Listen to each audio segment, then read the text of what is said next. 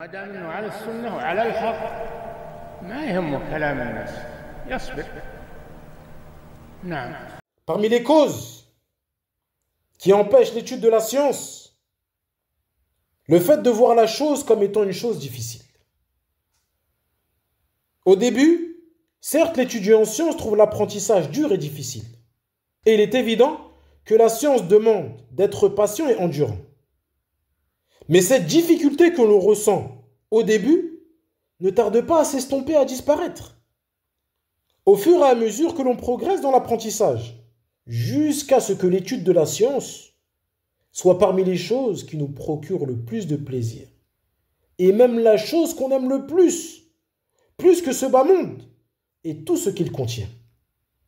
Quant à dire dès le départ que le chemin de la science est difficile et que je ne pourrai pas être constant, que si je commence, j'ai peur de m'arrêter, ceci est une erreur. Pourquoi ? Parce qu'informer d'une chose avant de l'avoir expérimentée est en fait parler avec ignorance.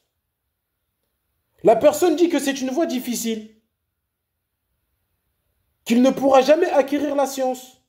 Elle informe d'une chose avant même d'avoir essayé. Il ne faut pas avoir peur des choses avant qu'elles arrivent. Car avoir peur des choses avant qu'elles arrivent conduit à ne plus pouvoir faire quoi que ce soit. Et ceci conduit à l'impuissance.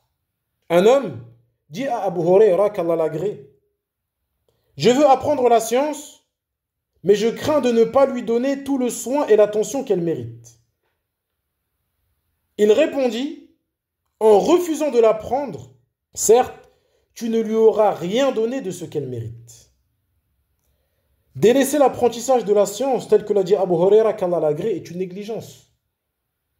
Celui qui ne l'apprend pas se néglige lui-même, néglige sa famille, néglige ses enfants.